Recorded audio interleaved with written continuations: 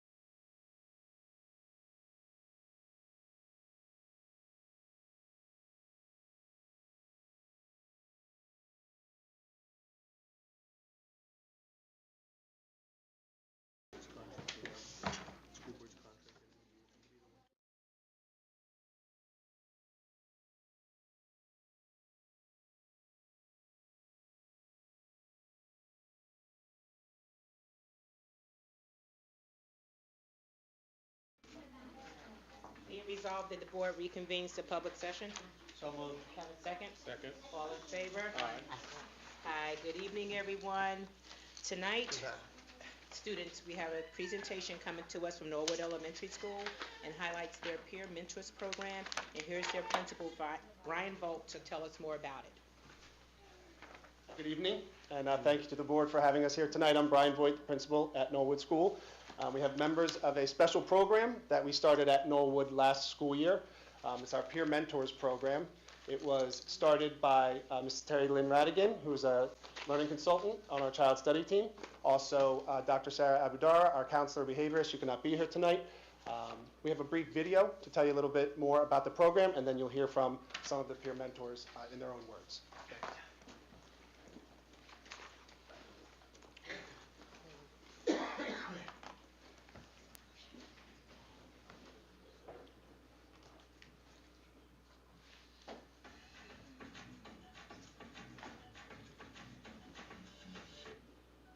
My name is Dr. Sarah Abudara, and I am the behaviorist and school psychologist at Norwood Elementary School. My name is Terry Lynn Radigan, and I'm the LDCC on the child study team at Norwood. We're here to tell you about a program we started at Norwood School called the Peer Mentors Program. Peer Mentors was a program we started last year as a way to further support our learners that have social skill challenges. Additionally, the program was developed as a way to further foster an inclusive environment at Norwood. At the start of each year, second and third grade teachers nominate 2 students from each of their classes who exhibit qualities of a good leader and a good friend. These students then undergo discussions and training surrounding what it means to be a leader and how to include others in play that are different from you. After the training sessions are complete, the mentors are paired with their buddies. The mentors help facilitate conversations and game playing with their buddies. The hope is that our mentors and buddies will form a bond that will extend beyond the official peer mentor meeting. Hopefully, the Peer Mentor Program will help create a sense of community amongst all different types of learners at Norwood and throughout life. Do you like working with Zoe? Yeah. You see your pen? Zoe, why do you like being a peer mentor? I like being a peer mentor because we get to spend time with other kids and have like lots of opportunities to play new games. It's time for you to go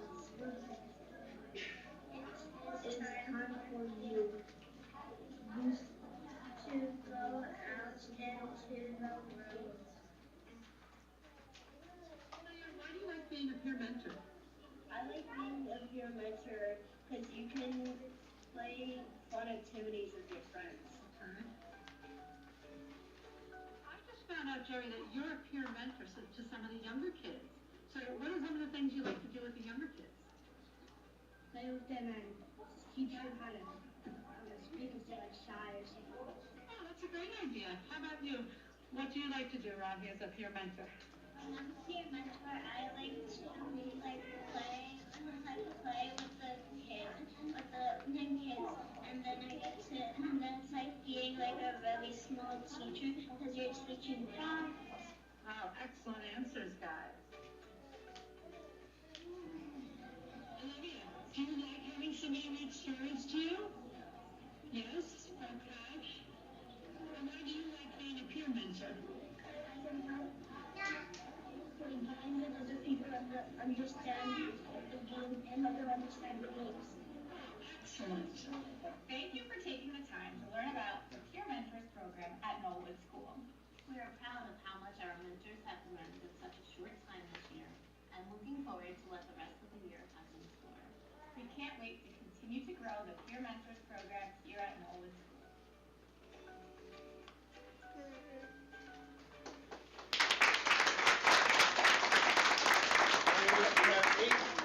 Eight of our peer mentors are here with us this evening. So I'm going to ask our peer mentors if you're able to come up and join us, please. We're going to share a little bit more about the program, about what you like. Can you come stand in, we'll stand in front up here? Just this. Just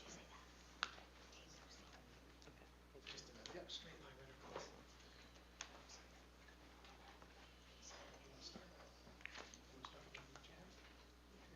We're gonna start with Zaire. Go ahead and introduce yourself, Zaire. My name is Zaire. I'm a second grader in Ms. Stefano's class and also a peer mentor. My favorite thing to do with my buddies is teach them strategies to play games and talk with them. My name is Jerry Gilbert. I'm a first grader in Mrs. Zadorado's class. And I'm also a peer mentor.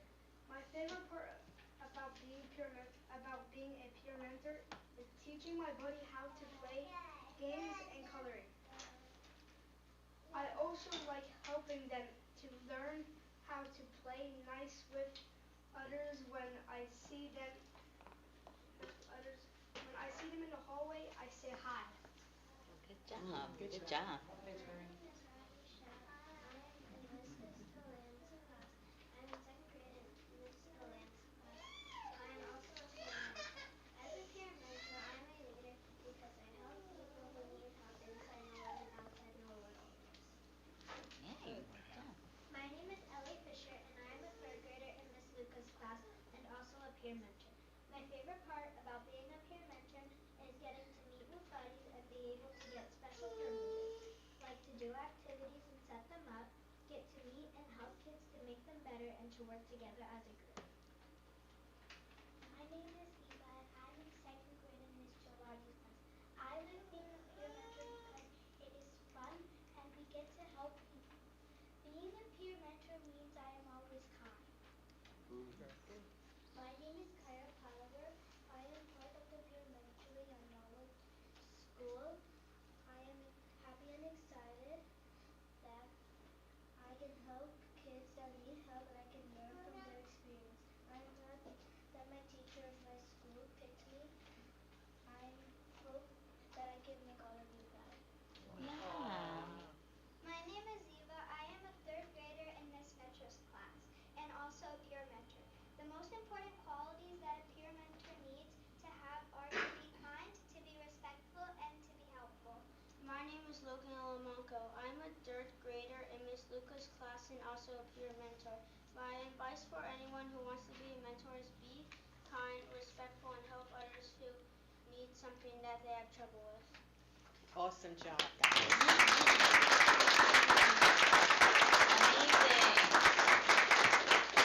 Well, one, I want to tell you how incredibly proud we are of you. Yes, we're proud, and you're shining like Piscataway students that you are. I'm going to come around to the front, and each one of you are going to receive a certificate with your name on it and today's date to tell you just how proud we are, and you'll get to have it at home, and you can put it on your wall. And when you get older, you'll be old like me, and you'll be like, oh, I remember when. But the thing is, you'll remember you started being a leader in a leadership role back in the peer mentor program.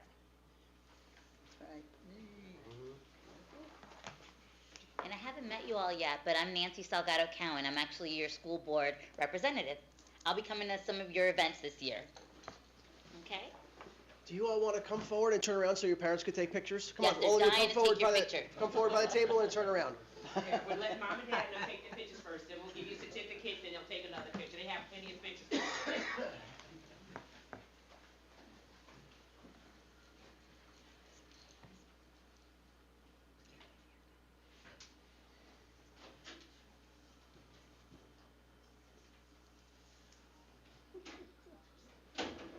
Okay, now we'll give them their certificates and then you'll get to take another one. Don't worry about it, we got all night. Rock stars. Yeah. So. Kyra Palawar. Yeah. Woo-hoo! Ziva Bott. Jerry Delaney. Woo-hoo! Logan Alamanco. Way to go. Ariana Fisher. Woo-hoo! Rahi Shah. All right. Zaire Woodard. Woo-hoo! And Eva Dietrian. All right. You gotta hold your certificate, so it's not in your face, hold it. Squeeze together a little bit, look over here. Squeeze in, here we go. Chantel, tell them to put the paper behind the certificate. We gotta help you out with it, sorry. Hold it straight down. Yeah, There we go. it's true, Mom, right? That's exactly You ready? Smile.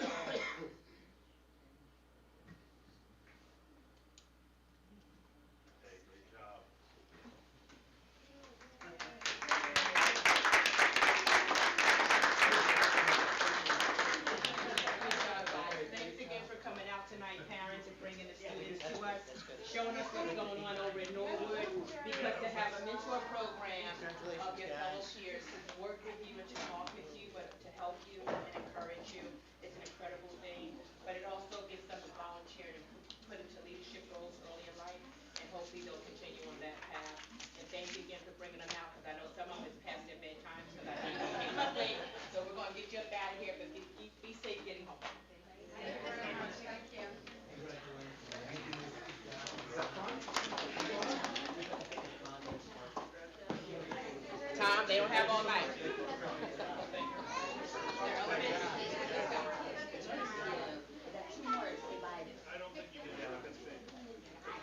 Thank you. Mary, great job. Thank you very much. You didn't add it on.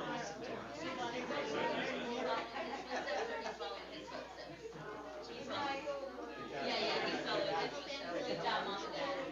All right, thanks for coming on. He's getting to bed tonight. Good job. All right, bye-bye. Oh, thank you. Thank you so much. Yes. All right, I'll see you later. Okay, bye-bye.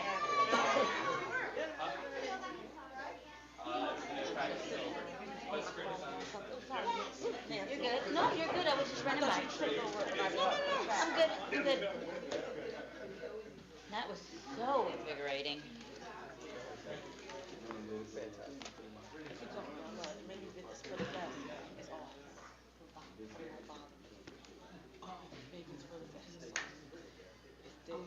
Not important. Who's gonna do Mine stay there. Like, I just be forgetting. It's hard.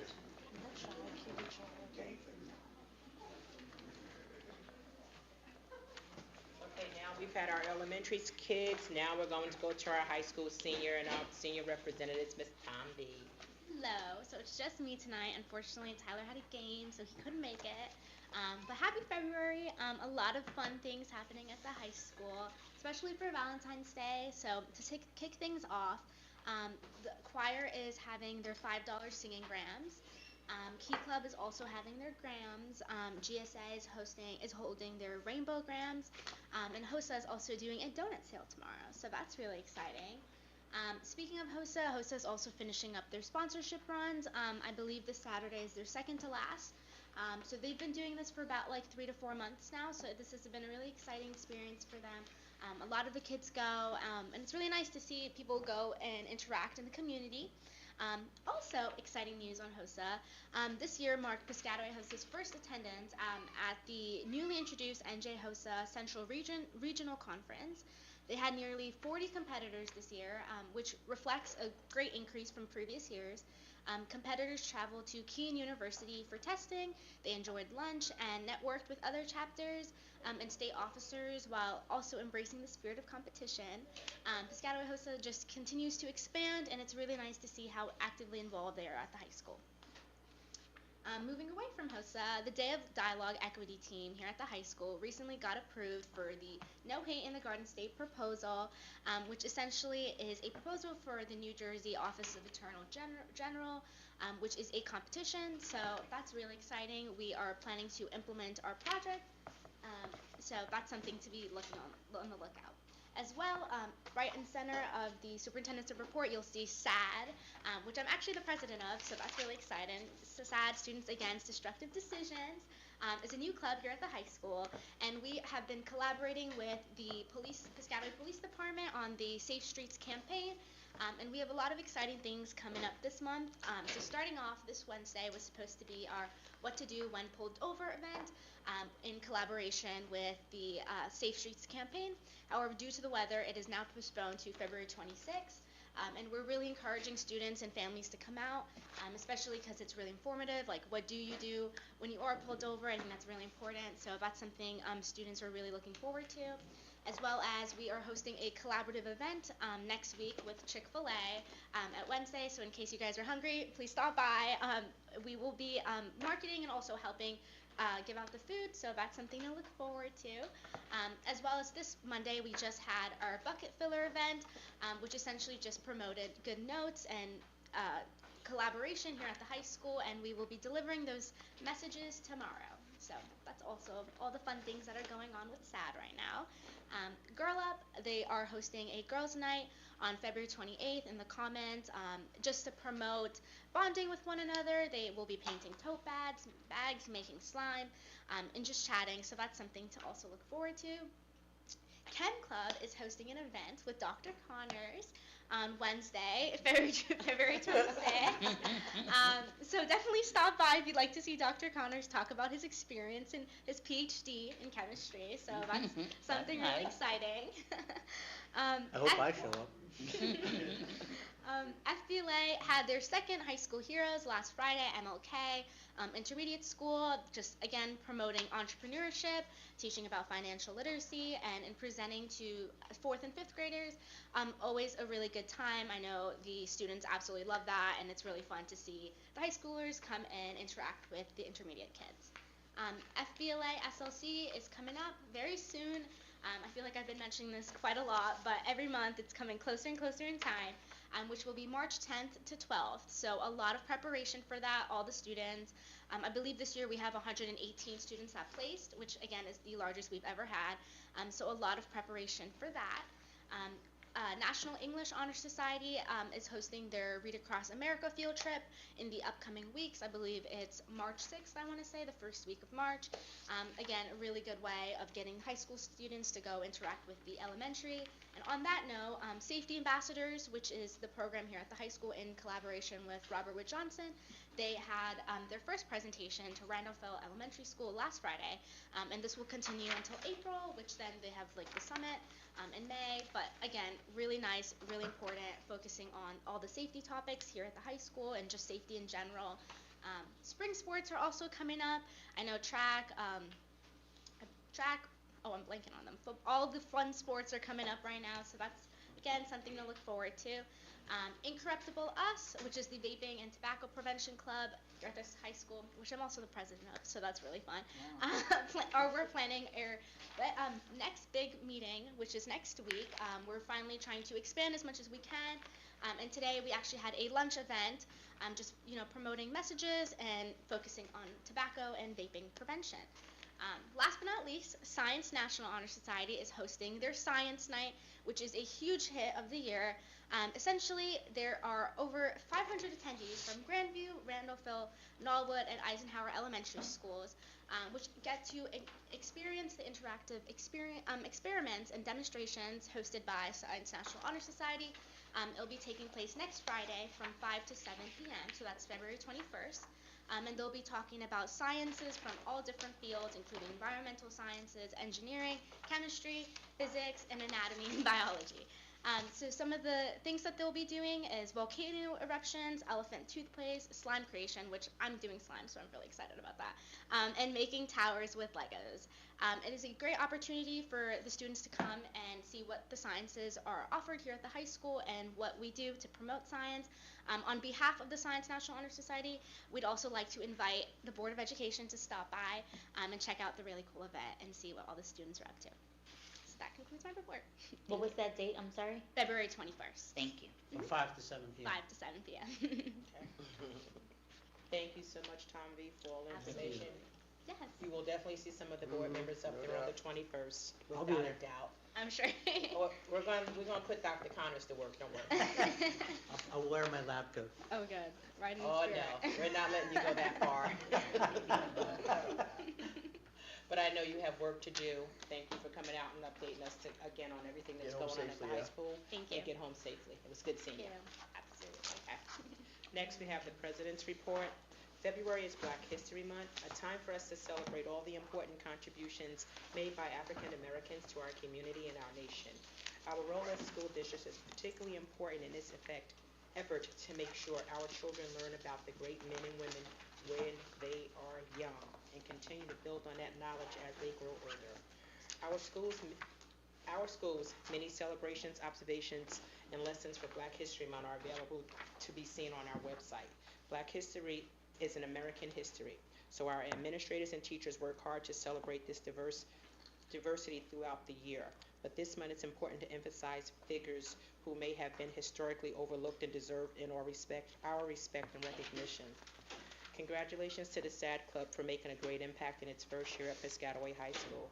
SAD, which stands for Students Against Destructive Decisions, has teamed up with the Piscataway Police Department and its Safe Streets campaign to create a new safe driving initiative and aimed at teen drivers. The P-Way You Know, Drive Safe, Drive Slow logo and message can be seen throughout our community on our school marquees. The SAD members have been at events to discuss road safety and are hosting police officers on February the 26th for a seminar aimed at teens and their parents about what to do if you are pulled over. These great efforts by SAD will help keep our young drivers safe when they are behind the wheel. I'm excited about the SAD program.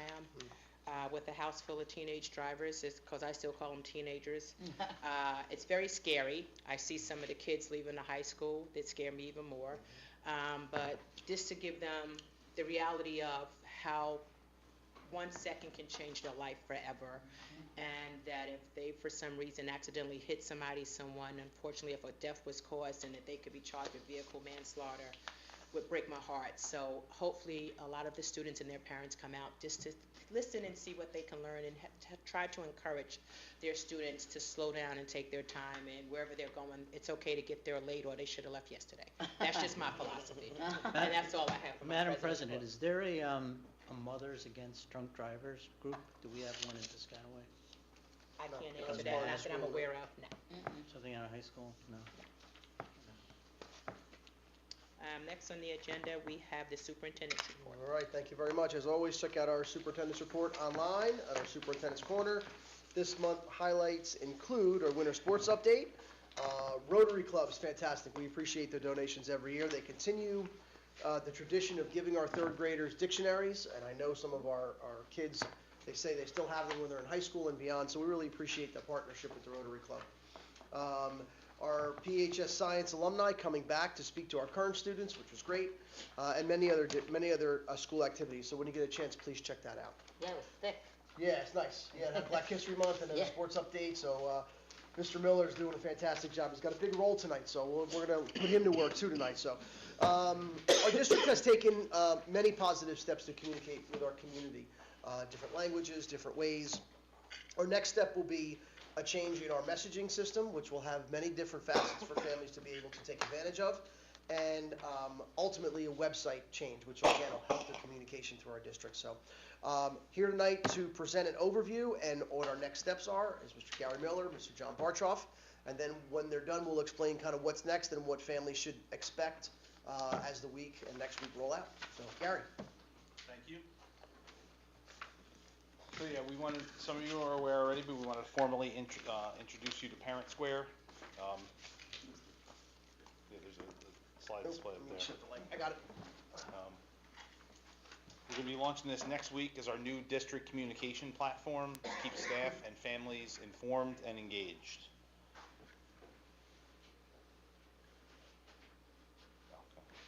So, as you know, we currently use School Messenger as our primary communication tool, but there are many platforms that staff and families need to keep track of. The goal with Parent Square is to eventually have one place for all communications. As we make the transition next week, we will be focusing on communications from the district and the schools. Parents will be able to receive these communications through email and text message, as well as new Parent Square mobile app that will offer push notifications. Parents and staff will be able to control how and when they receive routine notifications. So we're going to be able to share everyday information through a series of posts similar to a social media feed. These would include upcoming events, letters from principal, photos, flyers, and more, individualized for each user. Parent Square also allows us to send alerts for more urgent messages such as closures, schedule changes, attendance, and emergencies. As we said, Parent Square features a user-friendly app that we will urge all users to download, but they can also get messages through their desktop. They can receive messages through email, text, or app notification, and they can get messages immediately or opt for a daily digest, which comes at 6 p.m. Eastern with all messages from that day. We'll be able to override that selection in case of emergencies with instant alerts. John, could you go back a couple of slides? Sure. Do that on this. Could you go ahead? Could you go back to where it had the list of? Now keep going one more. I think. Okay, here. So once parents understand that they can have this screen and be able to choose, okay, I want to get text, email, and voice calls or push notifications. Like they'll be able to do whatever they want, all of these options, and really customize it to their liking. A lot of times, I'm not going to say complaints, but feedback that we get is we get too many phone calls, we get too many emails, so this will allow them to individualize how they receive it. A lot of parents want all of it. Give me all of it. But what happens is if we give too much, it gets to be where we don't even read it. Yep. Right? So some personalities would like that. They want to be able to read everything. But we want to make sure we can customize everything specifically to families so it meets their personality, number one. And number two, and they'll talk about it in a little bit, their language. Right? We have a lot of languages here. And this will interact with our website, have the app, and also the community. But the messaging system for safety and security reasons is fantastic. So I didn't mean to interrupt, but I really wanted to hit this screen so they could customize. One of the main reasons we're going here is to meet the personalities and be able to communicate with families how they like it and not how we think they should like it. If that makes sense. Sorry guys, I didn't mean to interrupt. No problem. So, parents will also get all messages in their home language, right, to ensure all families are kept informed. The individualized post feed will include all the messages intended for that user from the district and their specific school. Eventually, that will include class or teacher messages as well as club and sports. So we're going to launch Parent Square next week, and that will be followed up in April by our Smart Sites website launch. That'll be our new website, which is also provided by Parent Square. We hope to roll out Parent Square even further next year with two-way parent to teacher and teacher to parent communication. We're very excited about this new tool and we'll be happy to answer any questions. Exactly how many languages are you gonna do? I can't count that high. There's a long list. I mean, how many we have in Piscataway? I think it's About 45. 45, yeah.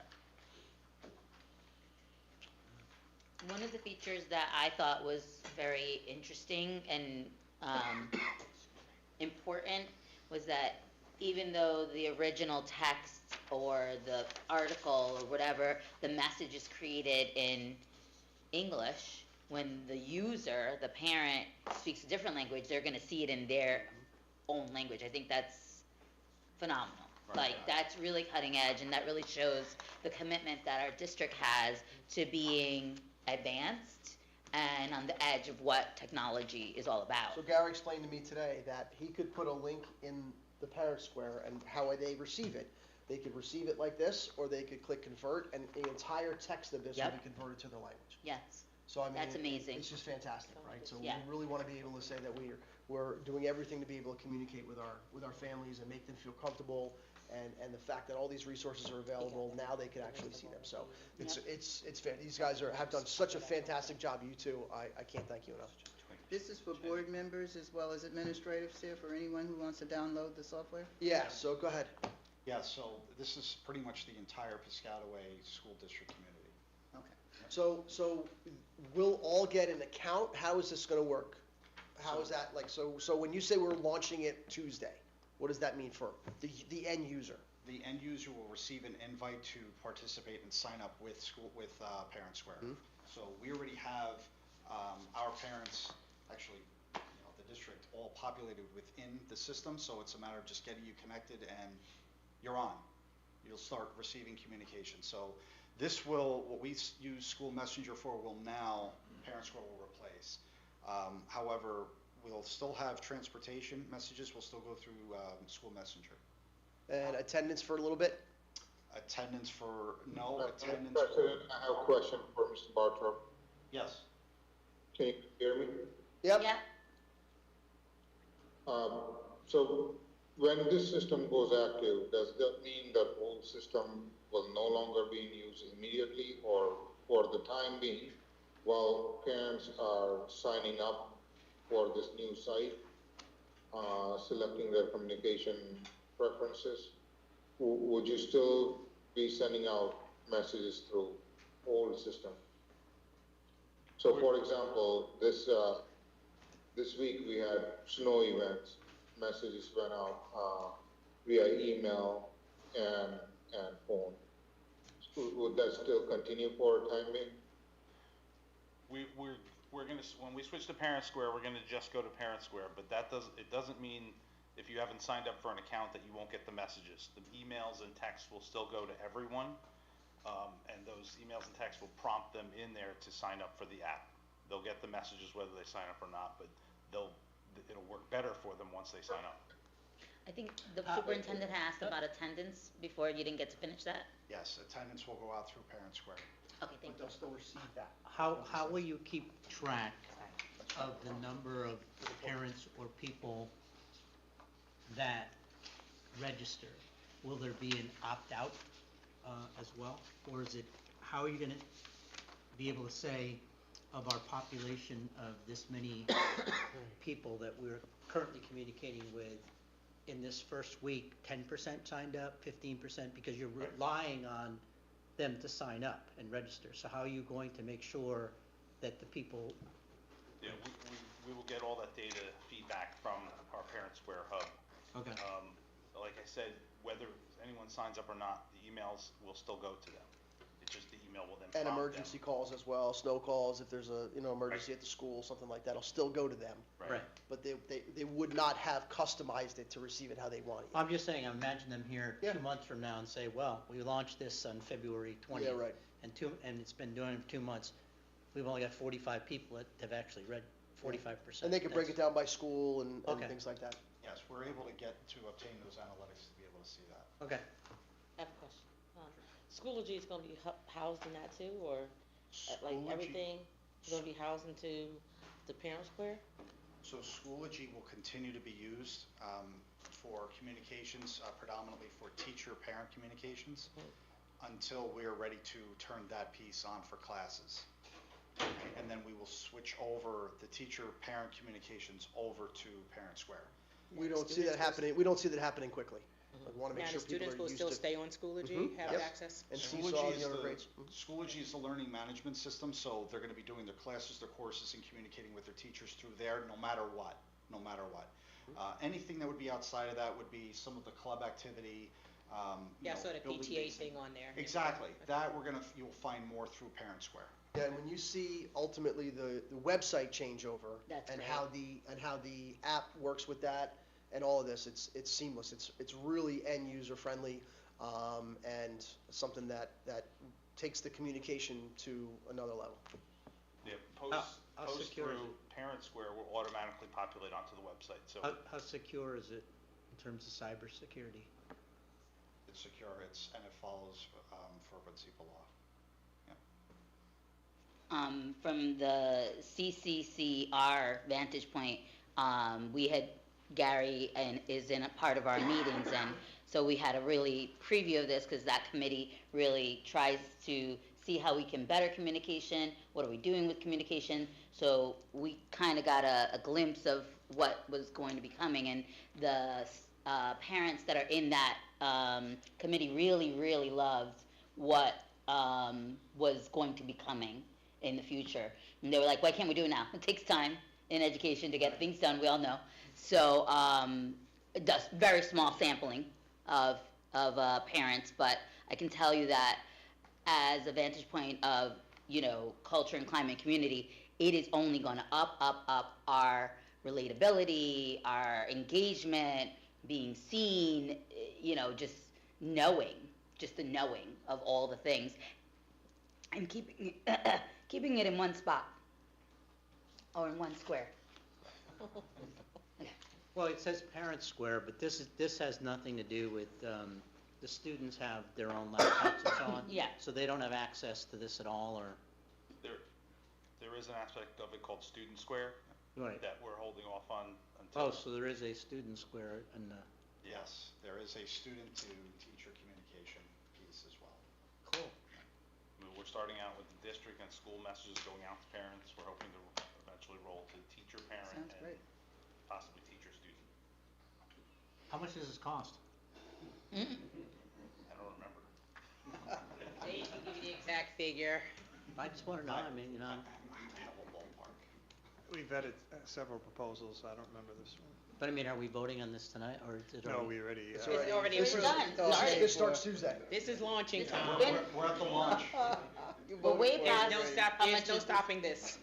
train is out One the of gate. the things, Dr. Connors, to also note is that Parent Square, which, I could say on behalf of Gary and I, is that we have witnessed them evolve the feature set and really improve the product continuously. which is why we're very pleased with going with this as opposed to some of the other products that we've seen. You know, and today I was watching another webinar of more things to come that will help enhance this platform. So we're very excited with what we have rolling out now and what's coming, so. Yeah, and I know Gary's got the camera, but I think he should take a picture of both of you guys in those T-shirts with the same thing, because you look like identical. Like, it looks great. No, great job, guys. I have another question. I know when Schoology came out for the parent portal, right, a lot of parents were like kind of hesitant. It was very hesitant to log on because I was one of those parents. Like, you know, I was in my daughter portal. I didn't know if I was in my portal. She was telling me to get out her portal. I was like in the school, the class. So this is just for parents, right? This is just for the Right now. for right now, just for the parents. Yes. And I think someone did mention that it took me a while to get onto Schoology because I was like hesitant of just doing the mix-up. But you know, you said parents will be more seamless with this one. I think so. I think it's very user-friendly.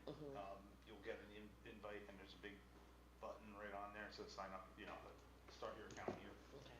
Click it, and you log in, and In the invitation, does it describe like what some of those benefits are? yes. Okay. Yes. Yeah, and it walks you right through, like, if you want to change, you can select, you want to get everything by text, you want to get everything by app, you don't want any emails. Or you want emails at the end of the day, you want text immediately. You know, it's very, But we can override any of that with safety and security stuff. yes, any emergencies, we will make sure, you know, we have settings where All, you yep, can override every way to communicate, we will.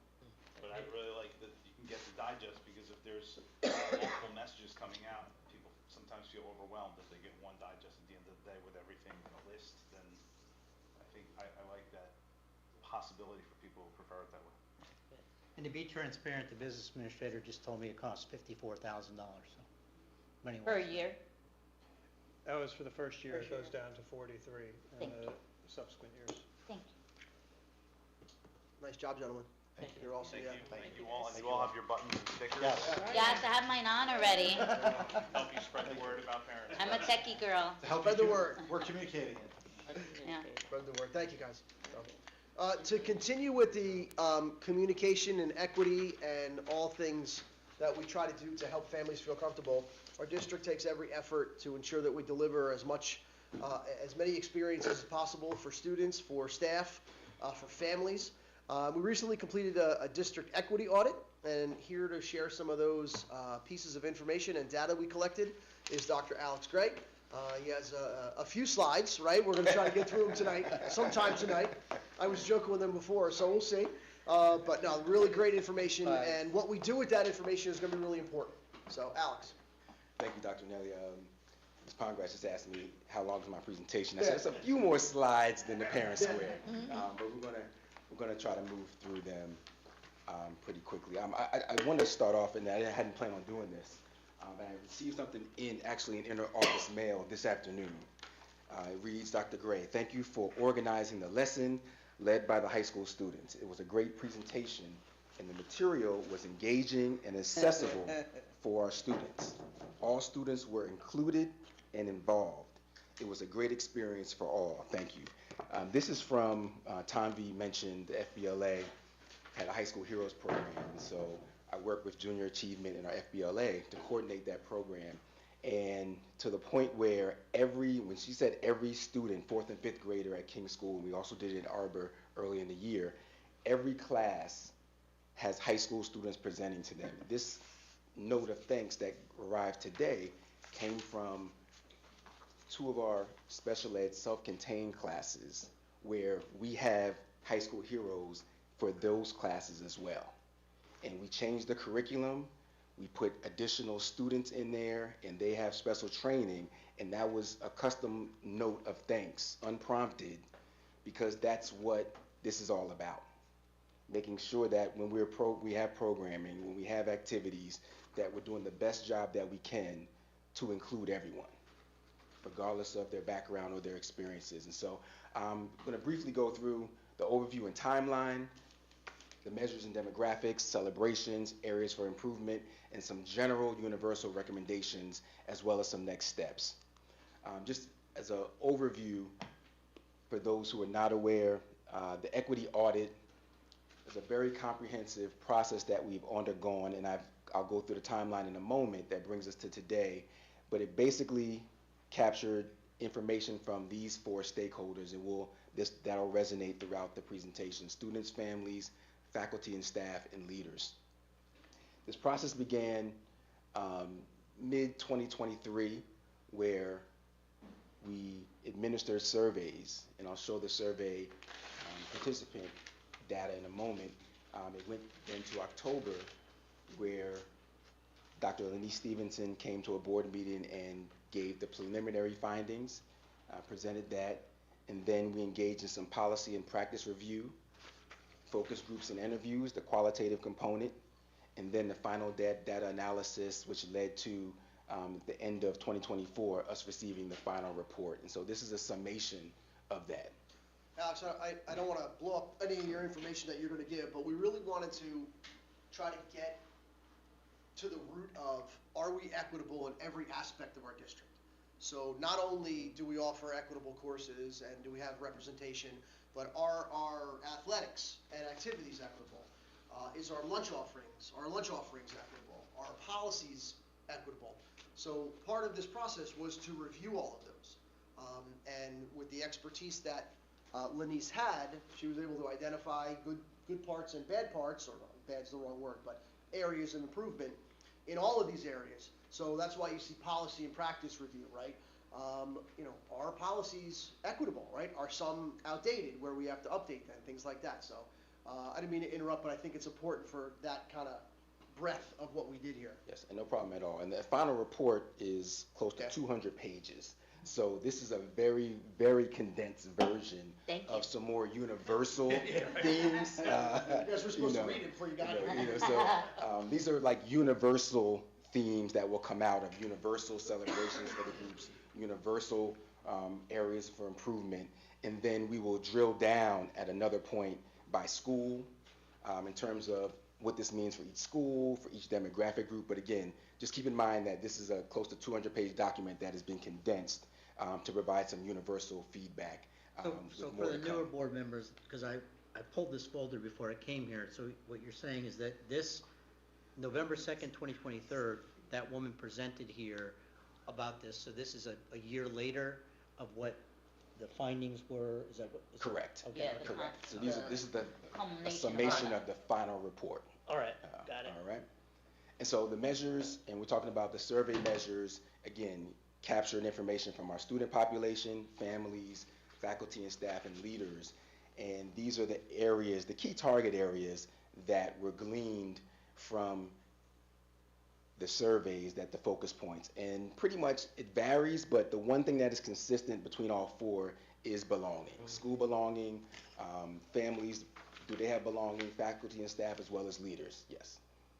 Sorry, leader survey, that would be like administrative teams, like principals, like you guys, like that's who leaders are? Correct. Okay, So students were middle and high school students. We did not survey students below middle school. Families were families that volunteered to be surveyed.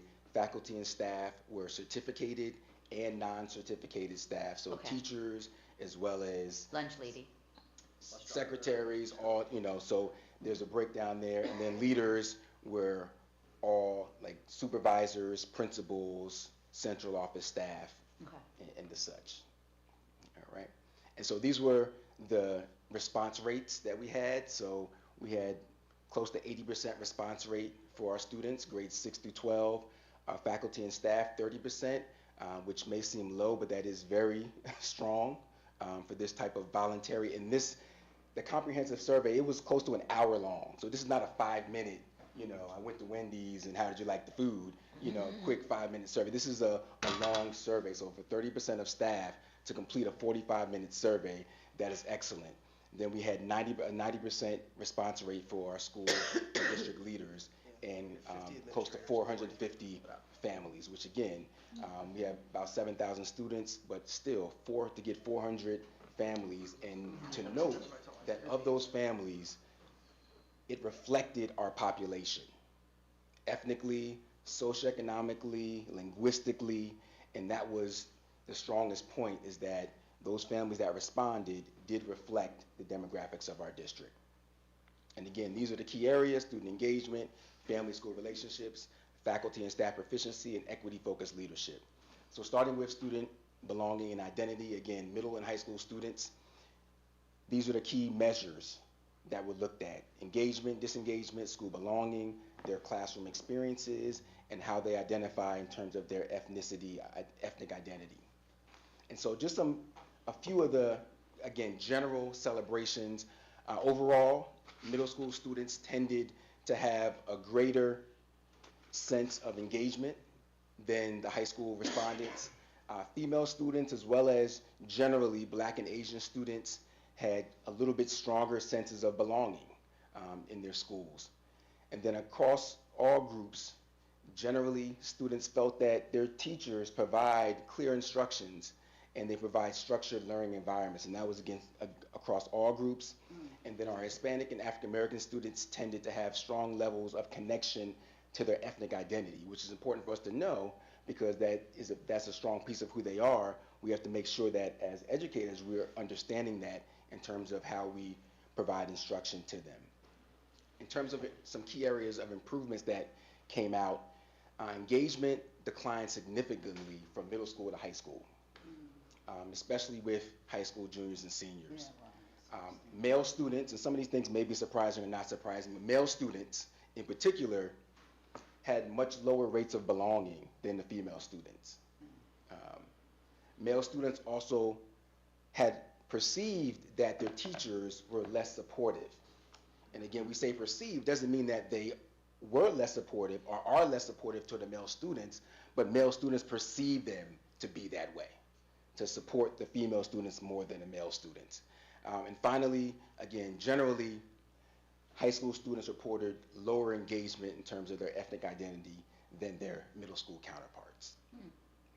So overall, stemming from the students, they tend to thrive more when we foster inclusive environments, when we celebrate diversity, we have strong connections to them, and we provide equitable access. So our students have equitable access as their peers to resources. It's a better environment for our students.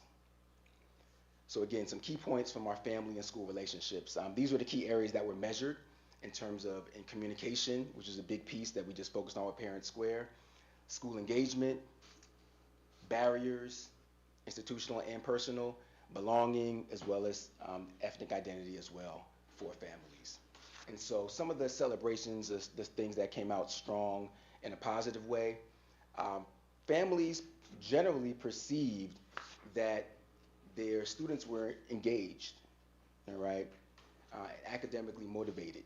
And so they perceive that it's a good environment and a good engaging environment for their children. They also felt that their children have a strong sense of belonging.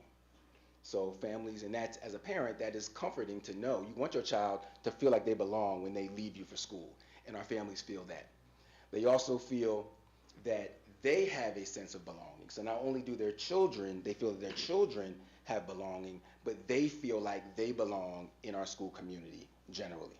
Yes. This might be a silly question, but these parents that came forward to do the survey are generally parents who volunteer, correct? Their parents that volunteer, correct. Right, so like, Yeah. so, okay, that's all I'll But say about that. there's also a lot of areas of improvement as well. Okay. So it's not all celebration okay, for families. fine. So, I'm like, some people like course to we respond to surveys so they can gripe and tell you what they don't like about things as well. Okay. So it's not all celebrations for any of the respondents. So you account for like negative perceptions besides the other.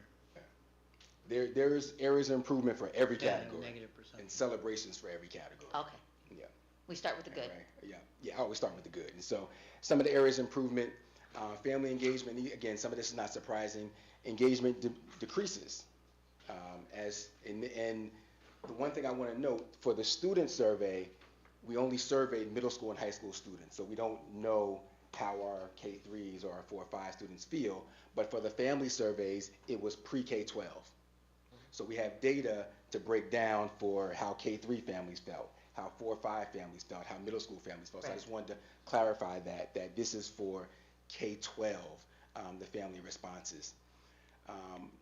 Also, busy schedules and workload stress. And workload stress is the stress of their children, the workload on their children tend to be barriers. There was some concerns there about the amount of workload, and that was not just high school, but across the board. There's concerns, about just the workload or how much time they have to spend on homework. And then finally, communication. And so Parent Square is right in line with some of the concerns about communication, because sometimes districts look for what is the one way we can communicate with our families. And there is no one way. And the data showed that it varies. There are all different ways that parents want to be communicated with. And so Parent Square is a direct response to answering that concern, addressing that concern that there is no one way. We're allowing now parents to choose how they want to receive communication. Yes, Dr. Nelson. Dr. Gray, in the busy schedule of number 2, Yes. could student workload stress also include like students who work? So there's less engagement with their family plus their schoolwork. Yes. So the stress level is high for those students who are working and going to school. Yes. And there's also, and if you dig down into the research, families, their workload, their stress level, depending on their socioeconomic status, how many jobs they're working, that's a barrier. And so some of the things that are recommended are really getting to know your families individually and finding out how can you engage them traditionally and also non-traditionally to adapt to their busy schedules as families. All right. And again, families feel valued and connected to their children's education through flexible communication, Parent Square, culturally responsive practices, and workload management. Faculty and staff. And again, the faculty and staff surveys were pretty long, and so they covered all of these areas throughout. And the surveys, some of those areas did not apply to non-certificated staff. So most of those areas apply to teachers, but in terms of secretaries, other staff members, they maybe filled out, 4 or 5 of the 7. So number of celebrations, teachers were confident that they are able to adapt instruction to their diverse needs as well as build trust with their students. They're very confident in that.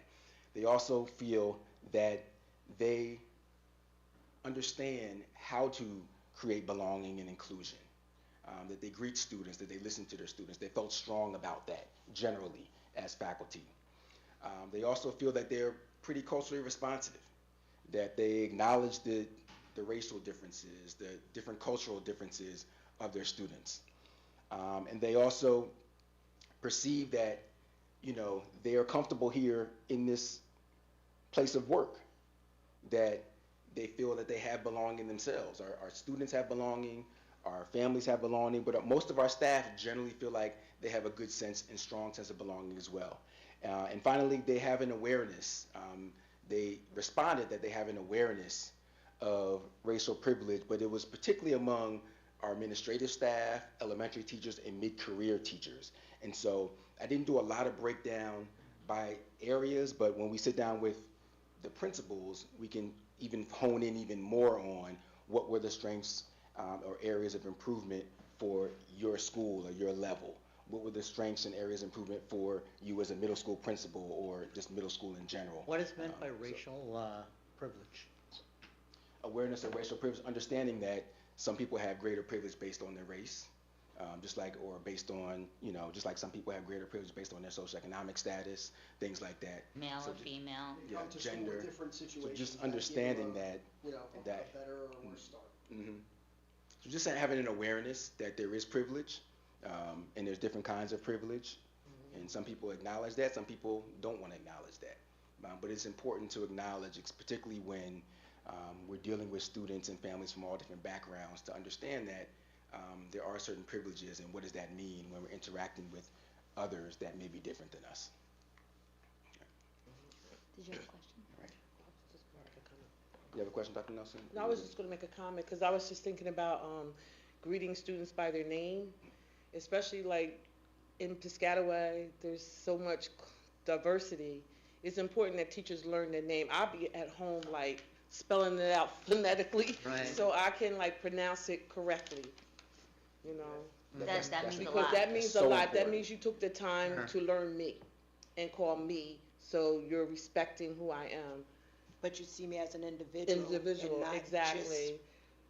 And like being sloppy, like whatever your name is, Yeah. you know. Students will engage more and work even harder Right. when you take something as simple as getting to know their name right. Yeah. That means a lot for kids. We all know that we like our names said properly. That's right. That's right. I will not make that mistake again. Yes, Miss. Piscataway. Coward. I would not make that mistake. A few areas of improvement for faculty, high school teachers and late career educators. And so one of the measures also, when they looked at staff, they looked at your tenure. So Right. there's a breakdown even for how newer teachers thought, mid-career, late career. So Oh, there's that's a what that lot of means, different. mid-career is like, Yes. okay, like The- the the 30s, years. 40s. Yes. So there's a lot of different layers to this. Again, I'm giving you the surface, but if you want to read that 200-page report, you can look at how people responded based on their race, how people responded based on their gender, how people responded based on the level that they taught, how K-3 or pre-K teachers responded, and how new teachers responded versus 25, 30 year tenure teachers responded. And so that's when I dropped a few of those in there. And so there's a weaker sense of belonging for those teachers. And then there were lower perceptions. So students from upper grades and underrepresented groups had a different type of perception, a lower perception of support. And so that's an area of improvement. And we don't, and have to drill down and see why, but that was what came out, that teacher support was not as strong for students in higher grades as well as from underrepresented groups. All right. And then finally, across all grade levels, staff or teachers responded and reported that they had lower confidence in providing culturally responsive teaching strategies, and more of the structural.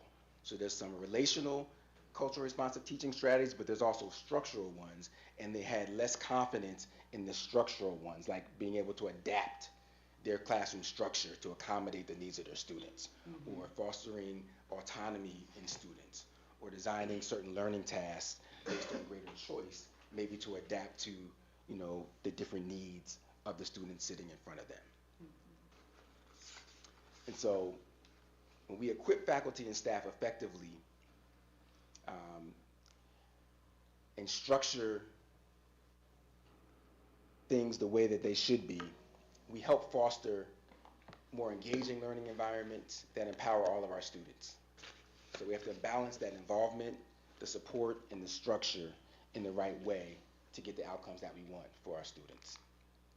And finally, our leaders. And again, there was a lot of categories for our leaders, so I really appreciate that we had such a strong response rate for our leaders, because again, these were not short surveys that they responded to. Celebrations. Leaders generally believe in the strength and the positivity of culturally responsive teaching, which is great, especially for such a diverse community. It's important that they believe in that. Regardless of their particular roles as leaders across the district, there was a belief that there's a connection to their communities. So our leaders feel that they are connected to their community, to their schools, and they're confident in fostering those home-school relationships, which is important as leaders. They're generally aware of racial inequities and privilege, so they're aware that those things exist, which also is important. And overall, our leaders, the theme of the night, our leaders also have a strong sense of belonging in the district, and they want to be here, which I think is very important, that there's just overall an overwhelming strong sense of belonging across all four groups. Some areas of improvement. Our leaders need a little more strength and support in guiding teachers in engaging our ELL populations, our ELL families. I'm sure they want to be able to, but they just don't know how.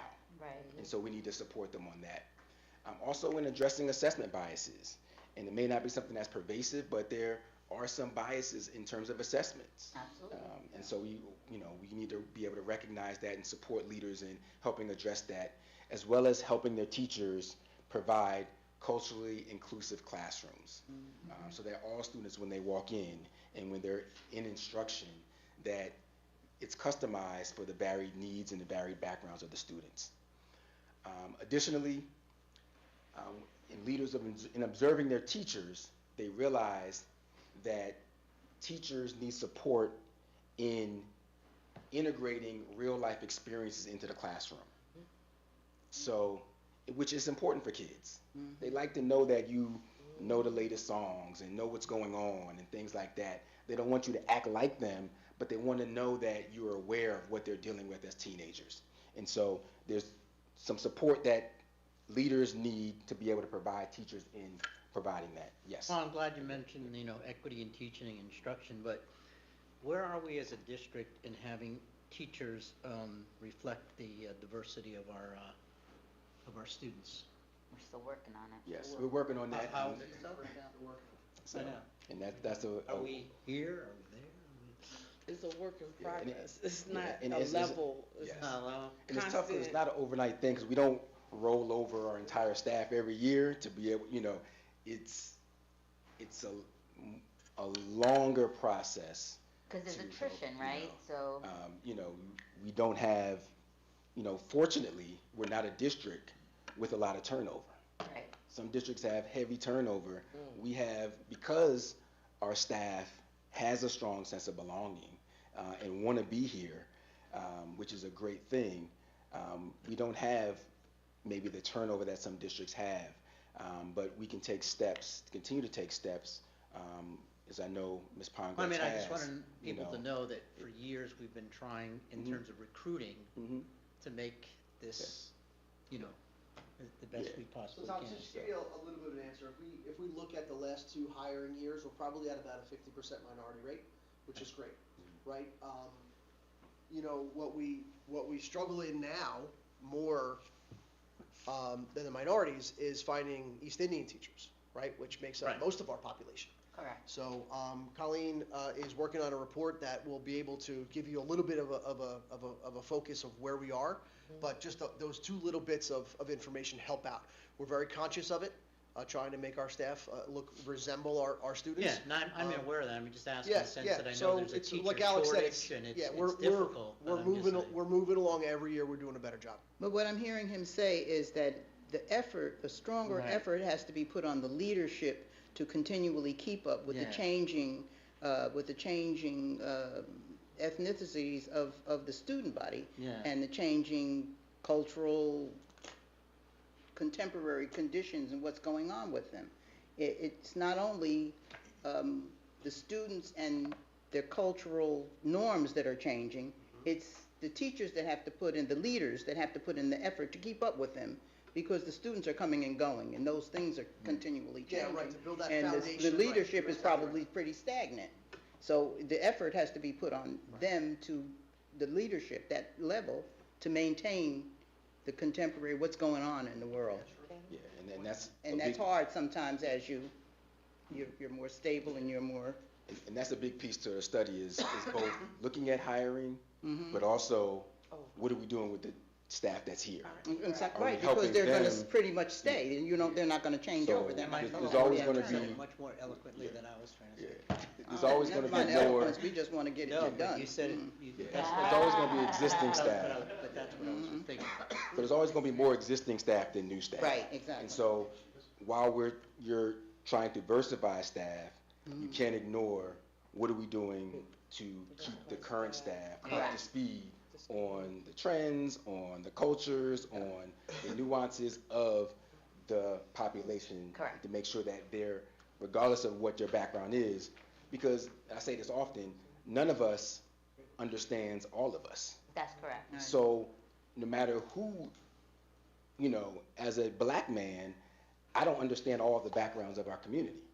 So it's nice that I'm a black man in this community and I guess I represent diversity, but I still have to constantly educate myself on all of the many backgrounds in this community to which I don't come from and I'm Correct. unaware. So anytime we're hiring, whoever we hire, everyone is going to have to continually be made more culturally responsive. Right. Correct. Right.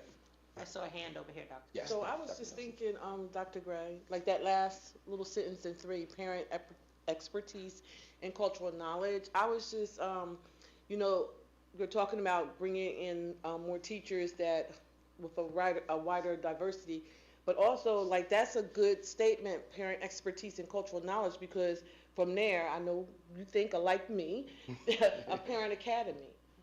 And as things develop, they be responsible for pushing out some PD on a volunteer basis. This way you're not spending a lot of money out of district money because they're helping the community. They are part of the community, and that's the engagement, Yeah. the For those building of us engagement. who work with our families So when regularly, we have our next CCR meeting, you can definitely bring that up. We'll talk about it. we do have a wealth of knowledge in our parent Within the community. We were talking wealth about of that. knowledge, and some of the things that help us grow as educators, it's not the pedagogy or Right. the instruction, it's understanding the students that are sitting in front of us. Exactly. And a parent does not have to have even a college degree Right. to Right. help educate us about a particular background, about Exactly. traditions, about cultural norms, about values, about religion, about all these things. And so that is an often untapped resource Right. in our community.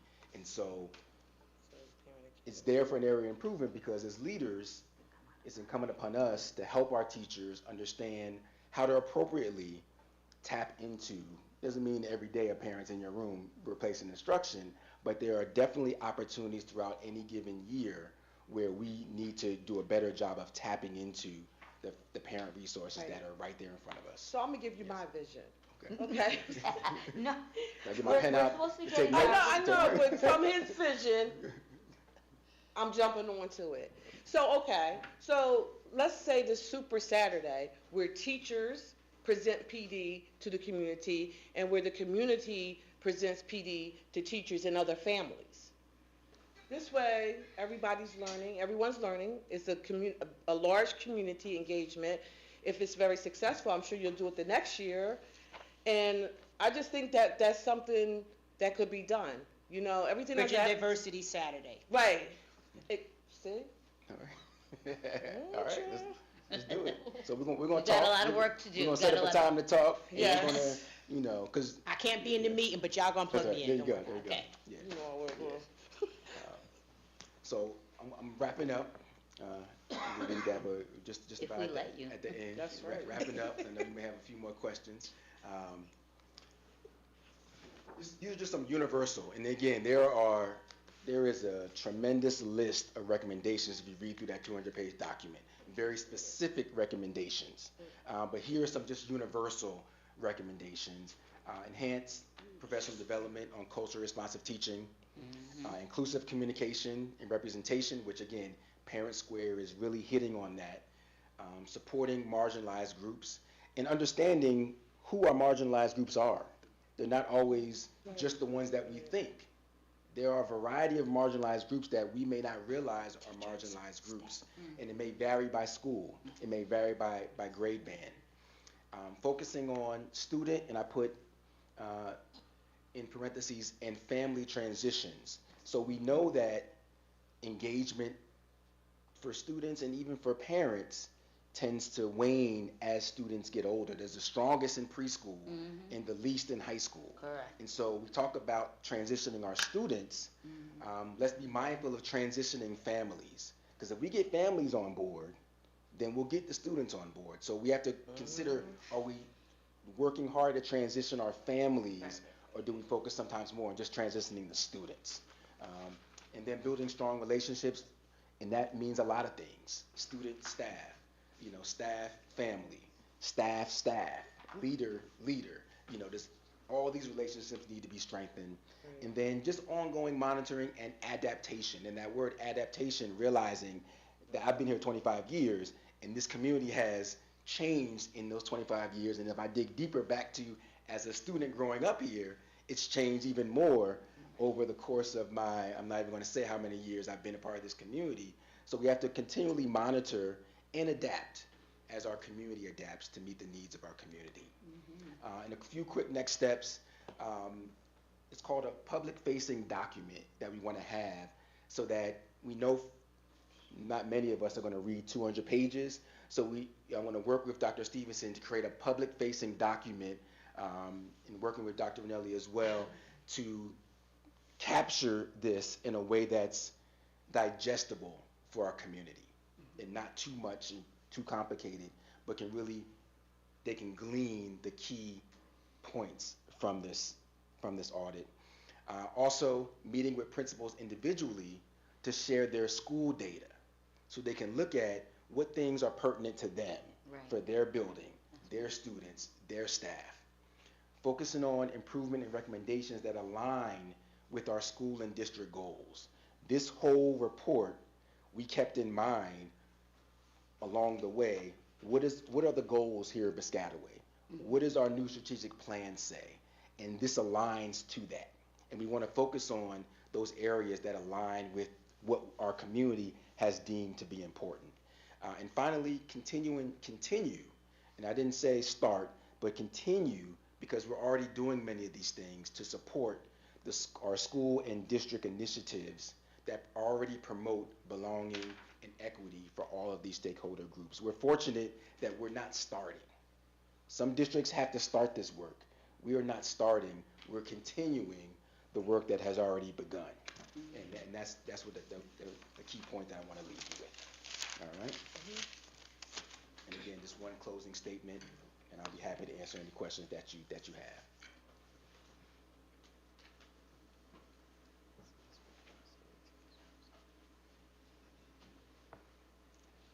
Can I get a copy of the slides, please, sent to my email? Thank you very much. Yes. Thank you. I'm willing to read the 200 pages. Okay, I can give that to you as well. Okay. Whoever may want that. Yes. With the one statement on there that they said about the males feeling they didn't belong, I know we don't have a way to specifically identify the males, but I'm trying to think, how could we take 50 strong and try to get some more support into the male population? Not specifically, but males in general, because I hate to see on a statement that males feel like they don't belong. They're the hardest hit individuals with mental health. And to feel they come to school 5 days a week and they don't feel they belong is a problem, especially in my eyes. I speak firsthand because I live it. I've had it in my home, so it concerns me.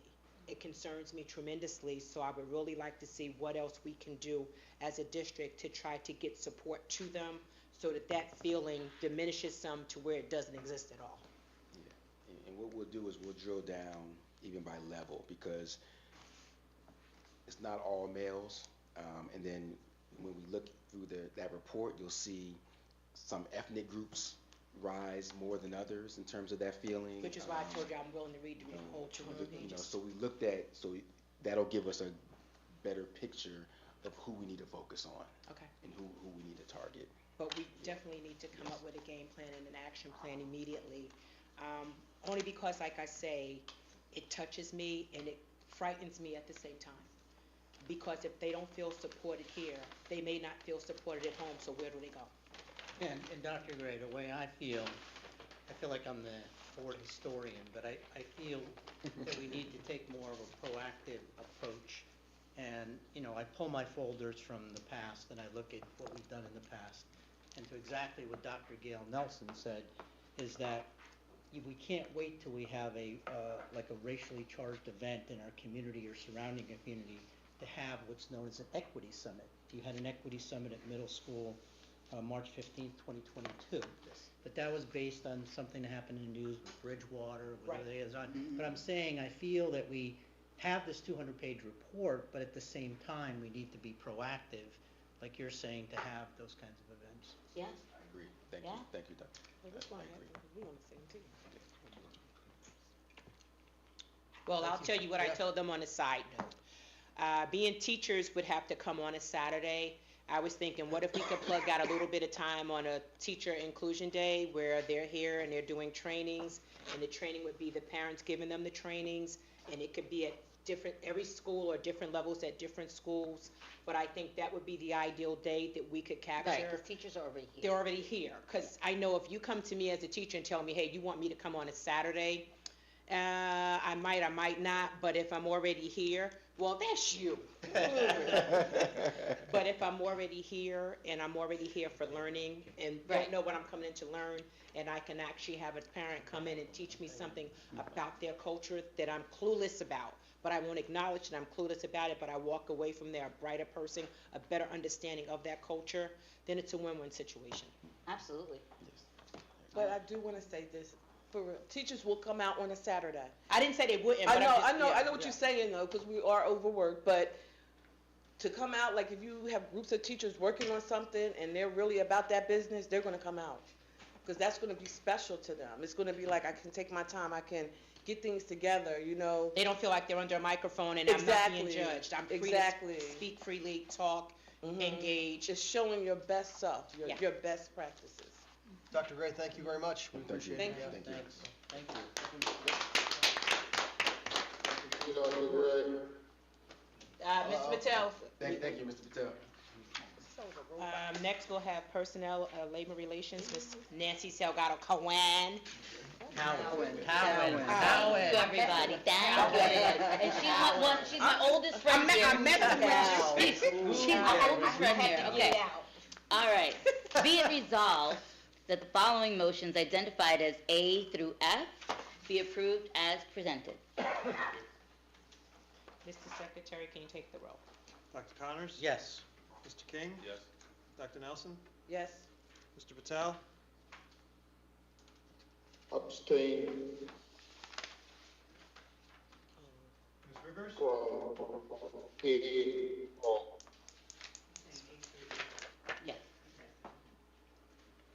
But it's A through F, so. Yeah. Abstain, He's abstaining. abstain among all. Ms. Rivers? Yes. Ms. Smith? Yes. Mrs. Salgado Cowan? Yes. Ms. Cherry? Yes. Motion's carried. Committee reports. All committees have a report here, so we're going to start off with fiscal planning and operations. The Fiscal Planning and Operations Committee met on Wednesday, February 5th, to discuss the 2025 and 26 budget, capital projects, and more. On the 2025-2026 budget, the committee reviewed the preliminary budget draft information worksheet. The committee discussed the proposed tax levy, state aid, and major expense categories.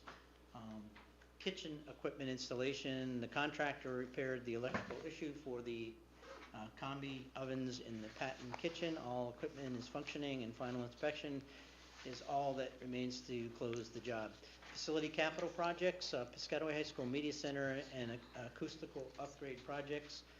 Contractor walkthroughs were held for both project bids and were open on February 11th with the expectation for the contract award on February 13th. Piscataway High School woodshop dust collection, the structural steel supports were installed. The dust collection unit is awaiting installation. There are several change orders for the remodeling of storage spaces and replacement of the electrical panel. Piscataway High School intercom clock system, the district administration is reviewing the updated Piscataway High School building survey prior to scheduling walkthroughs with interested contractors. The district plans to solicit quotes for the work during February 2025, award a contract in March, and complete the project in the summer of 2025. So this would be to upgrade that whole system, and I think that also includes public announcement capabilities through the whole high school complex. So energy savings improvement program, which is called ESIP. The final payment applications are on the February 13th board meeting agenda for approval. That's tonight. This will officially close the project, but the relationship with Honeywell will remain as we process rebate applications and monitor performance. Solar panels, Spiesel Architect has begun work on the Quibbletown roof replacement specifications. Talva Energy has prepared a scope of work for replacement of the solar panels at Piscataway High School in Quibbletown. Walkthroughs were held at Piscataway High School in Kanakamack with the roofing manufacturer. Kanakamack and Shore have some solar panels that will be expiring in June 2025, and roof warranties are expected as well. Mr. Oliveira is considering a plan to bid out the removal of the Piscataway High School solar panels this summer to address the immediate concerns. A new schedule will be discussed to include solar panel replacements and roof work at the high school, Cribbletown, Knackmack, and Shore. Food services, lunch participation remains above prior year with a 17% increase in meals served, while breakfast participation has experienced a 113% increase in meals served. Reimbursable meal revenue is up 39%. Advocate completed a site visit and shared their findings with Machios and the business administrator. New Jersey School Business Legislative Update. Dr. Connors, that's me, discussed school business legislation, including S3994, requiring now, this is about school board candidate elections, requiring 25 signatures for the nominating petitions instead of the 10 and that have been required in the past. And then there was another piece of legislation, S3917, related to state school aid funding that was voted out of the Senate Education Committee. It's a bill that now Senator Vingopal is championing, and it will go to for further discussion eventually to the Assembly. But it does include, we're at the end of our 7-year period of state school funding law, and then the governor had asked them to take a look at what's next, and this is what's next. And so we'll keep you posted on what's going on with school funding law as it goes through the legislature.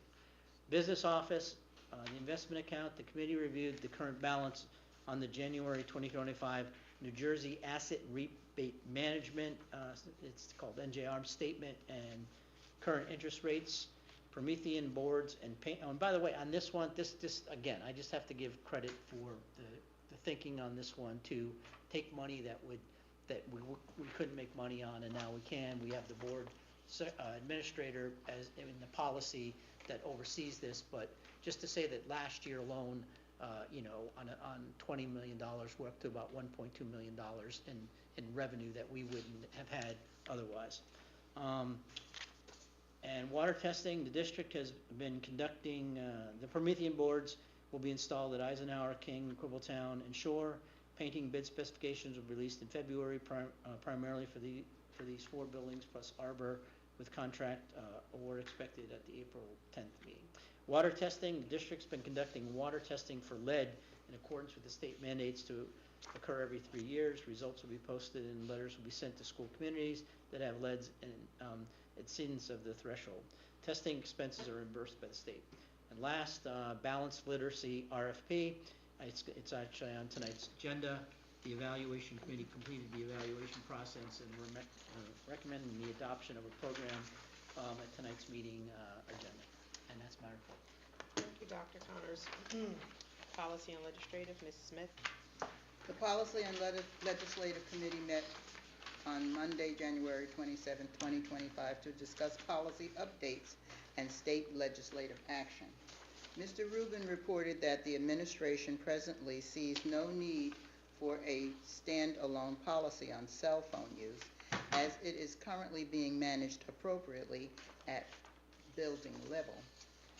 The committee reviewed and approved to be placed on the Board of Education agenda for first reading updates to the following policies and regulations to reflect recent changes to the Uniform Memorandum of Agreement with the Piscataway Police Department. They are as follows: P5512, harassment, intimidation, and bullying; R5533, student smoking; PNR 7441, electronic surveillance in school buildings and on school grounds; PNR 9320, cooperation with law enforcement agencies; P8500, food service. The committee discussed and approved for first reading by the board a recommendation from the administration to revise policy 5120, assignment of students, to delete the following sentence: every effort will be made to continue a student in the same elementary school once the student has been enrolled in that elementary school.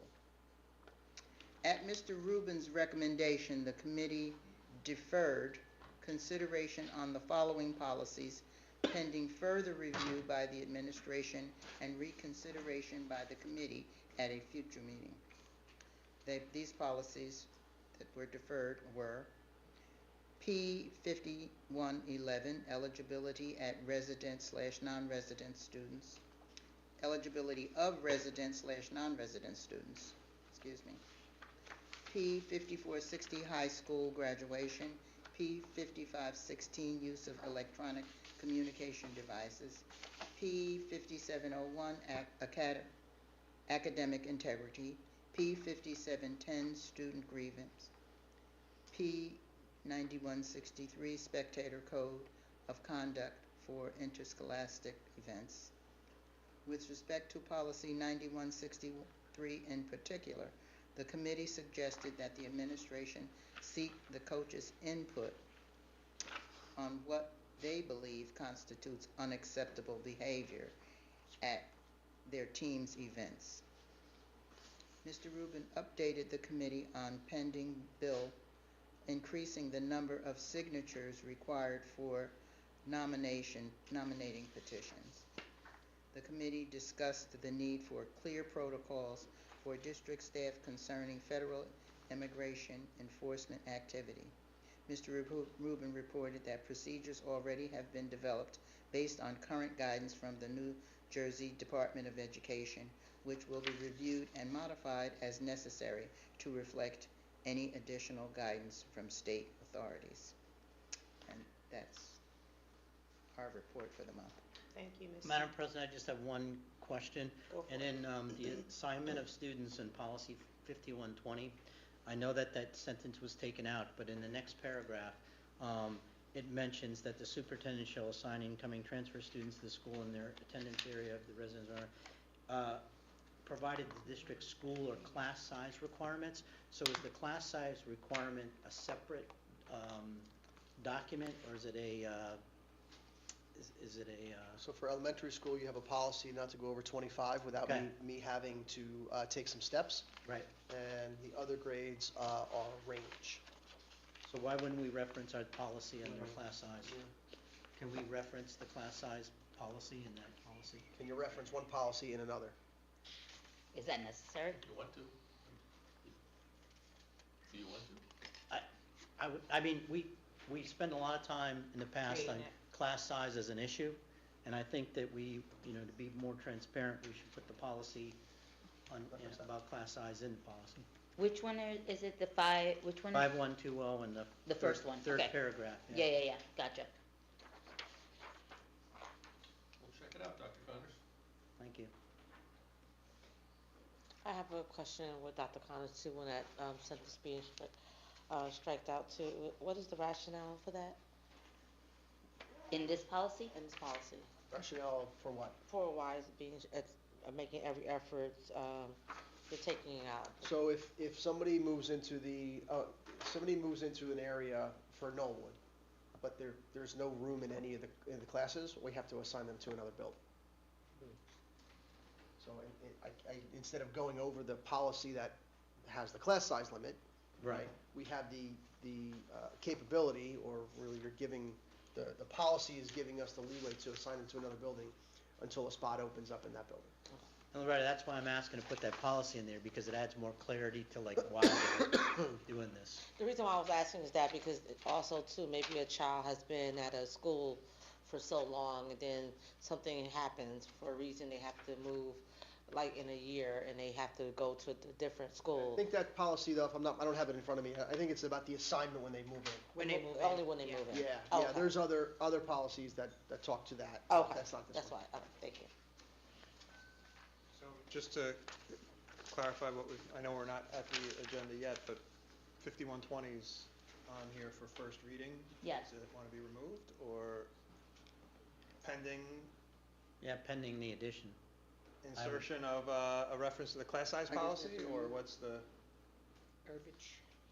I think that if Dr. Thomas, Dr. Cowan? Dr. Cowan, yeah, no, Dr. Tom Connors is suggesting to add certain language, then it would have to go to first reading again, wouldn't it? Right. At the next meeting? Right. Is that the way that works? Not necessarily. No, you can make changes between persons. The purpose of first reading is to give people a first look and an you're making major changes to a policy, that's one thing. If you're just tweaking it here or there, which I would consider this to be, Okay. I think that could be done between the first and second reading, but, so nothing gets lost in translation. I'm gonna ask Dr. Connors if you could send me an email just spelling out exactly what your suggestion is, so we Okay. don't lose anything in I mean, just translation. reference, it said school, reference that policy. The policy about the class size. It just says class size requirements and then in parentheses, policy, whatever it is. So you're right, we just include the policy number? Yeah. Yeah. So if people are going through it, they'll be able to have a cross-reference to why we have this class size. Consider it done. Thank you, Mr. Rubin. So we'll leave it on the agenda then for first reading. All right, back to committee reports. Nancy, Culture and Climate. Did anyone have any other questions about, any of the policy stuff or no? Okay. No more discussion? Okay, good. Okay, Culture, Climate, and Community Relations met on Tuesday, January 21st, 2025 to discuss positive messaging, community partnerships, and wellness initiatives. Positive messaging, Mr. Miller shared a presentation of the monthly themes, quotes, social media posts, and marquee images from the end of November through mid-January. The December themes were generosity, giving. The January themes was Muslim Heritage Month. The marquee and social media images for Dr. Martin Luther King Jr. Day were highlighted, and upcoming monthly themes for February, Black History Month, and March, Women's History Month, were shared. Community partnerships. Dr. Gray shared information about students from each of the middle schools visiting Rutgers to engage in hands-on activities and to learn about health-related careers. The National Society of Black Engineer and Minority Engineer Educational Task Club is progressing well at the high school, and the Junior Achievement Future Business Leaders of America at the High School Heroes program took place February 7th at MLK. I think it's been mentioned a couple times today. Dr. Gray has began working with the principal, Mr. Baldessano, and the FBLA advisor, Mr. Citarelli, is that right? Critelli, to potentially expand the High School Heroes program to the K through 3 schools using students from the Future Education Associations, the FIA Club. One of the FIA advisors also, along with a few other students from the club, observed the FBLA at the King School High School Heroes Day. Just gonna flesh that out a little bit. Basically, the Future Educators Association Club, which is a newer club, since that's going to be their specialty, is actually teaching, having them partner with the High School Heroes so that we can bring those same sorts of financial literacy and so bring that down to the elementary level. Seems like a perfect marriage, so this way those students also will get time to practice some presentation. King School has a financial literacy club that participates in BizTown and junior achievement programs where students learn about leadership and managing money. Dr. Gray has been working with Arbor principal, Ms. O'Donnell, to start a financial literacy club at Arbor, and the advisors will be trained by Junior Achievement.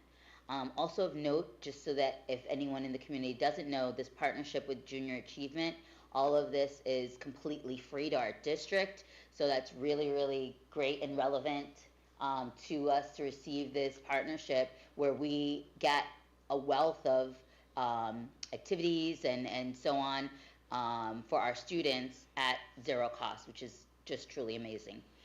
Wellness Services, The Haven had their family night. It was held on Thursday, January 23rd at the high school commons, and discussions are progressing around partnership with the Community Outreach Commission to bring back the in plain sight presentation for parents.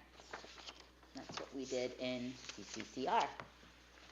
Yeah, the Junior Achievement actually has a site in Raritan Center where the kids can actually go on a field trip and they actually pretend that you're the banker, you're the whatever. Location. It's a great, yeah. Yep, that's good. The Culture and Climate The curriculum committee met on Monday, February 3rd, 2025, to discuss student assessments, English language, arts update, online math resources, and more. Upcoming district assessments, Dr. Baskerville. Access testing runs through March the 28th with makeups after. NJGPA runs March 10th through the 14th with makeup dates after. GOGAT runs February 17th through March 31st for all second and third graders, including ELL students and students with IEPs. We promote inclusion of all students into gifted and talented programs. Star Renaissance and mid-school year screeners is January 29th through February 9th. ELA updates, Dr. Baskerville and Ms. Albanese.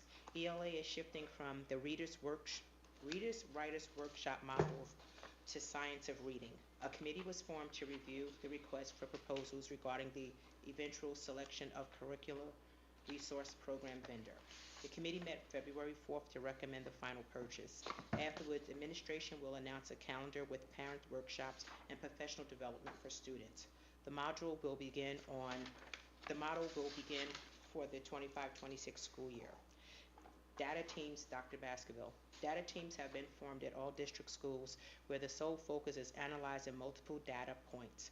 The administration has established a process for how to examine data through the use of structured protocols in our data team meetings, where school teams identify trends, areas of strength, and challenges.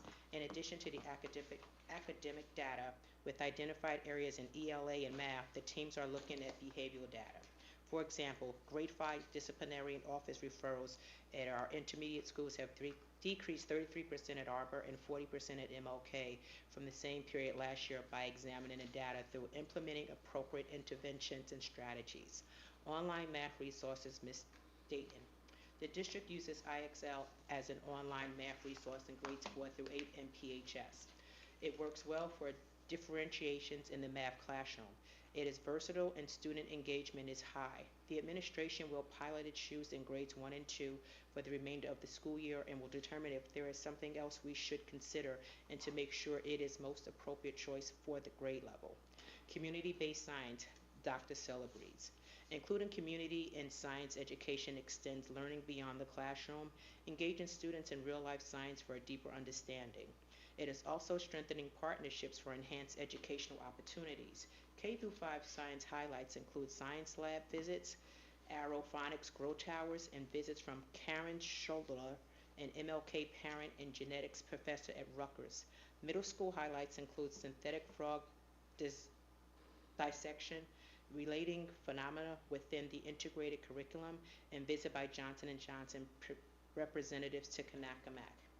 Letters for the Culture book, our local author, Latricia Previtt. Latricia Previtt, a Piscataway author with children in our elementary schools, created an early learning alphabet book rooted in many cultures. It is meant to be inclusive and is available on Amazon, Barnes & Noble, and latriciaprevitt.com. We had a very interesting meeting in the curriculum committee. We always do, always will. Hearing about IXL, I initially remember with my kids being involved at school and having IXL. I just actually talked to a charter school in Jersey City to get IXL because their students were struggling with regrouping. So it is definitely one of the best programs I've seen, but it allows the kids to be engaged and to learn on their own, but it gives them the opportunity to master it. It doesn't just stop where, okay, you've got 5 right, so we go on to the next chapter. The things that we do in curriculum amaze me sometimes, but Dr. B's leadership there and his initiative to always be proactive and moving forward and always looking at the unsung hero in classrooms or who are not identified, like this testing we're doing for the IEP students, and there are a lot of diamonds within inclusion classrooms. This is going to give them the opportunity to shine. I say that wholeheartedly because I have kids who were in IEPs, who were inclusion classrooms, and they're now shining throughout the high school and in college.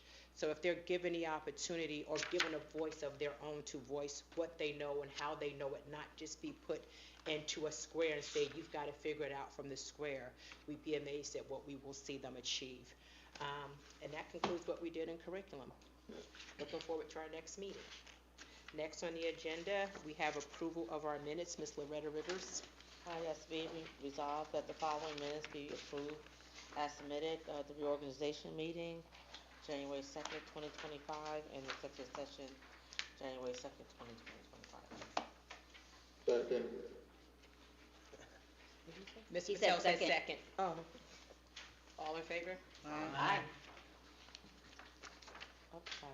And also be resolved that the following minutes be approved as submitted, the business meeting, January 9th, 2025, and the executive session, January 9th, 2025. Second? All in favor? Aye. One more? Be it resolved that the following minutes be approved as submitted, our special meeting on January 28th, 2025. Motion? Second. All in favor? Aye. And that concludes. All right, Mr. Patel, we got you. Public comments from the floor. Being I see no one sitting in the public comments, I'm gonna open public comments. Can I have a motion? Motion. Can I have a second? Second. All in favor? Aye. Okay, I have a motion to close public comments. Motion? Motion. Second? Second. All in favor? Aye. Okay, fiscal planning and operations, Dr. Connors. Be resolved, the following motions identified as items A through M be approved as presented. Second? Mr. Secretary, can you take the roll?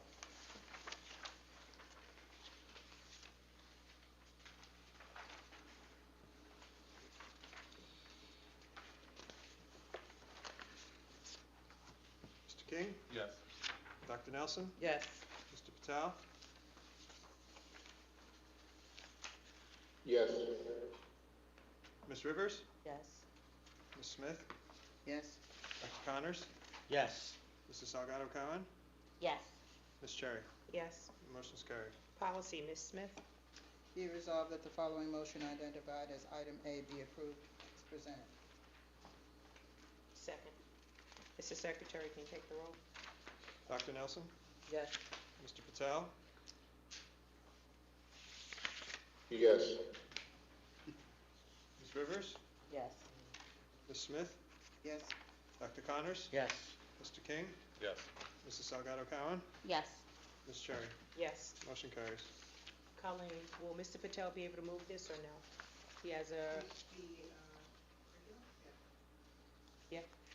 Curriculum, Mr. Patel?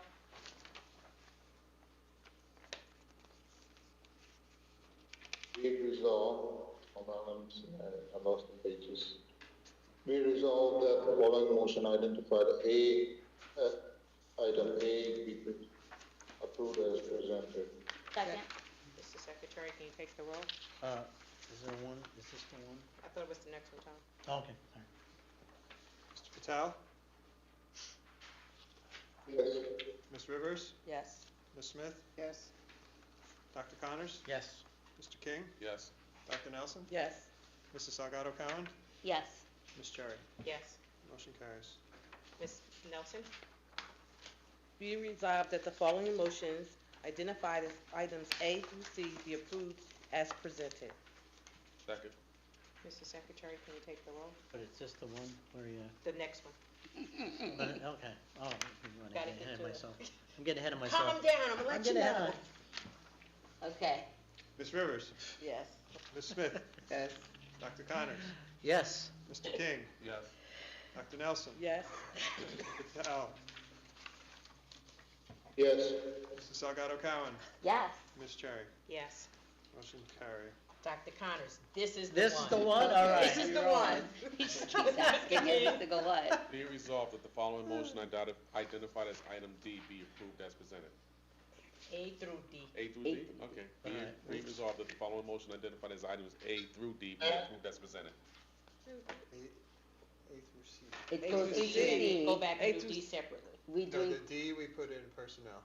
Gotcha, okay. So just A through A C. through C. Okay, so be it resolved that the following motions identified as items A through C be approved as presented. Right. second? See right here. All right, thank you. Now, here's where we're gonna have people abstaining, all the women who are attending the women conference. If you just say yes, I will note that you're abstaining on yourself. Okay? For the four, well. It's only under only control, three- Tom. Only three of you are here. If you say yes, I will abstain you from your own name on item C. Can I go? Can I? Okay? No. Well, you said, You can go as Anika. okay. All right. Ms. Smith, Yes. Dr. Connors, Yes. Mr. King, Yes. Dr. Nelson, Yes. Mr. Patel, Yes. Ms. Rivers, Yes. Mrs. Salgado Cowan, Yes, but abstain from say. and Ms. Cherry. Yes. Abstain from C. Motion's carried. Oh, I didn't say abstain. It's okay. It's He okay. got- David he got you. it. He got you, he got noted you. it. All right, we're on to old business. We're getting near the grand finale. Tom, what you got for us, old business? Quickly, the master board Right, certification question. that we are working on. You got a question, Wait. Mr. Patel? Which one? What about D? No, it's Yeah. not D, that was in personnel. The last board we did, it was updated, I have a printout that was updated. I never got a copy of D. I was supposed to abstain from D. That was, Are we voting? Mr. Patel, the item you're referencing was included in the personnel agenda, which you abstained from. It was Okay, not, it thank was you. not included in admin auxiliary. Wanted to make sure, yes, I needed to abstain from that. Okay. thank you. Yes, you're okay. As we all, under old business, as we all know, we started down the master board certification track. And what we do is we pick topics, and we have the New Jersey School Boards Association field representative come here and talk to us about that. And what we've been using is their sample of service topics. And so for board certification, we had a whole variety. What I'm suggesting is in the last one we actually had, that started our master board certification credits, was superintendent search. And what I'm recommending for the next one, which we'll schedule, because we need, every hour is a credit, so we'll schedule in the next few months. We need to get 10 credits over a 2-year period, so no hurry. But the topics, I'm trying to keep them current, are going to be on board governance, is strategies for success. And then the second one would be on communications, which I think would tie in with what we're doing tonight, is key communicators. Yes. So I will be putting together an email, copying the board president, vice president, and to get our field representative here in the next couple of months to discuss these topics and keep going on our master board certification. Okay, any new business? Nah. Okay. Motion for adjournment? Well, I've got one quick one on new business. It's because of May 10th is the New Jersey School Board's Delegate Assembly. And we have not been participating in putting together resolutions because we don't have as many contentious topics of trying to change New Jersey School Board policy, which is used by New Jersey School Board's government relations to go to the legislators. So, but there's a timeline, and I'm just letting everybody know that if you have this, urge to put in a resolution, it's due on March 6th. And what I'm going to do as part of this topic is that I haven't been doing as your representative to the Delegate Assembly, is once I know what the topics are from all over the state, I will, in the meeting, probably April meeting, tell you what they are so that you can have a chance that when I'm sitting there to vote, that, we're all on the same page as particular topics. And that was my new business. Thank you, Dr. Connors. Motion to adjourn? Second. All in favor? Aye. We are adjourned. Don't forget, everybody, give me your updates for the goals. Try to do it by Monday. Update for. Greatly appreciated. Thank you.